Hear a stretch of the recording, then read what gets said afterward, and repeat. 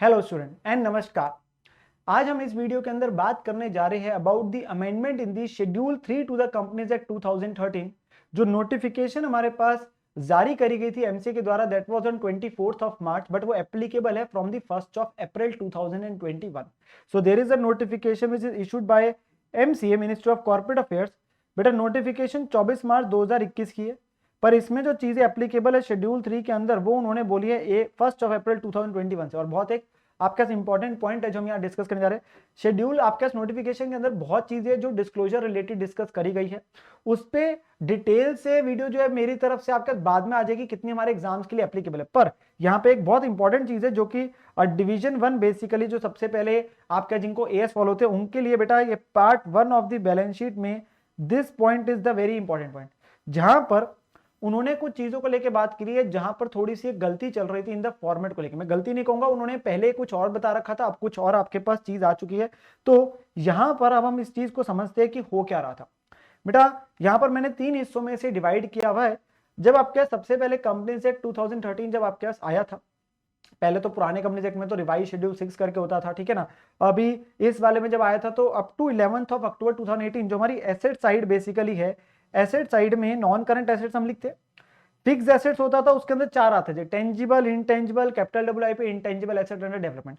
फिर non current investment, deferred tax asset, long term loan advances और other non current asset, इस तरीके से रहता था। But from 10th of October 2008, 11th of October 2018 से 31 मार्च 2021 तक कुछ इस प्रकार से हुआ, जहां पर जो फिक्स एसेट्स है उनका नाम चेंज कर दिया गया था to property plant and equipment. बाकी सारी चीजें आप देखेंगे सेम थी, बाकी सारी चीजें सेम थी उसमें। और ये इसलिए हुआ था क्योंकि उस टाइम पे एएस नंबर 6 एक डेप्रिसिएशन का होता था, वो विड्रॉ हो गया था, उसकी प्रोविजन एएस 10 में चली गई। तो एएस 10 जो था वो फिक्स एसेट का था, उसका नाम चेंज हो गया प्रॉपर्टी प्लांट इक्विपमेंट हो गया था। तब भी जब हम स्टैंडर्ड को पढ़ते हैं प्रॉपर्टी प्लांट इक्विपमेंट, वो बेटा सिर्फ अप्लाई होता है टेंजिबल आइटम्स को, वो सिर्फ अप्लाई होता है टेंजिबल को। इनटेंजिबल के लिए तो अलग से आपका एएस 26 है इनटेंजिबल एसेट। तो इंस्टीट्यूट ने तो हमारे पास जो एएस वगैरह की बात थी वो तो आपके पास चीज होगी थी, ठीक। बट हमारा जो एमसी है वहां पर उन्होंने क्या किया था कि जो नोटिफिकेशन निकाली थी वहां पर उन्होंने लिख दिया कि फिक्स एसेट को रिप्लेस कर देंगे विद प्रॉपर्टी प्लांट इक्विपमेंट। थोड़ा सा गलत हो गया, क्योंकि फिक्स एसेट के अंदर तो बेटा टेंजिबल इंटेंजिबल दोनों आते हैं, और आपके पास सिर्फ उन्होंने हेडिंग को चेंज कर दिया। अब एक्चुअली प्रॉपर्टी प्लांट इक्विपमेंट तो टेंजिबल आइटम्स होती है और इनटेंजिबल के लिए तो अलग से है।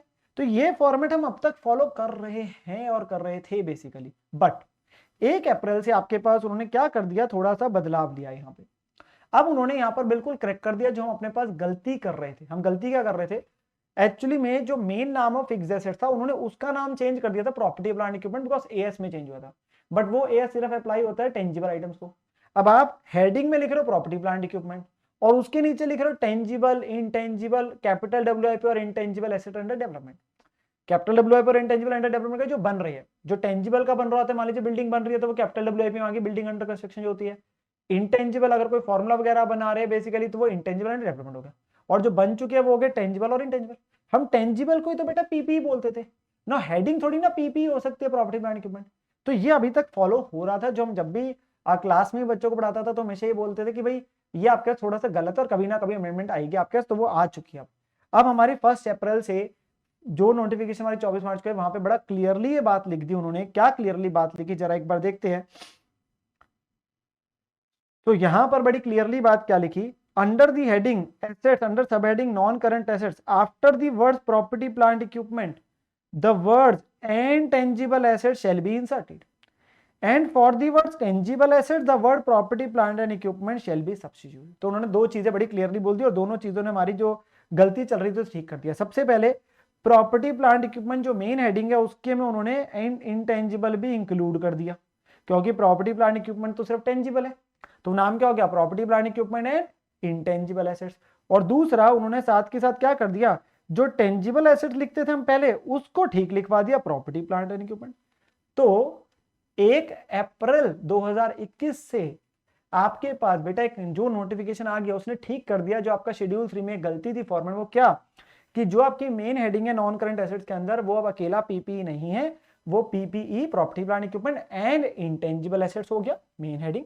और उसके अंदर सब में जो पहला इंटेंजिबल एसेट्स होता था उसका नाम प्रॉपर्टी प्लांट इक्विपमेंट कर दिया, जिसने जो गलती चल रही थी उसको बिल्कुल ठीक कर दिया। तो वेरी इंपॉर्टेंट जो हमारे को पता होना चाहिए कमेंटमेंट जो हमें बैलेंस शीट सब बनानी है, from the paper point of view this amendment would be applicable from November 2021 attempt बेटा, क्योंकि ऑब्वियसली हम 6 महीने पहले के अमेंडमेंट्स को लेते। देखिए जो मई में एग्जाम्स होने हैं, मई के लास्ट में, वहां पर मैं बोलूंगा आप अगर बना भी आते रिवाइज, देखो इंस्टीट्यूट गलत नहीं करेगा, क्योंकि ऑब्वियसली आप एक सही चीज कर रहे हैं। But obviously the amendment in general आपके जो एप्लीकेबल होगी वो नवंबर 2021 एंड ऑनवर्ड्स के एग्जामिनेशन से आपके पास बिल्कुल होगी, जिसके लिए बाद में इंस्टीट्यूट जो हमारे पास आरटीपी वगैरह के अंदर बाद में डाल देगा, हम तब भी एक बार से डिस्कस कर लेंगे।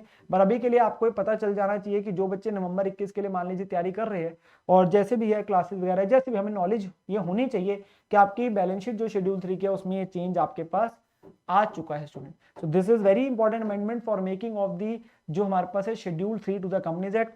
अगेन फिर से बोलूंगा, पीपी को चेंज करके लिख दिया PP and intangible asset, and जो सेकंड है आपके पास टेंजिबल एसेट्स, उसकी जगह लिख दिया पीपी। तो ये एक इंपॉर्टेंट अमेंडमेंट है जो हमारे लिए प्रैक्टिकली एप्लीकेबल है for our examination in the subject of accounts as well as in the subject of account advance accounts बेटा, ठीक है ना। So take care students and bye bye.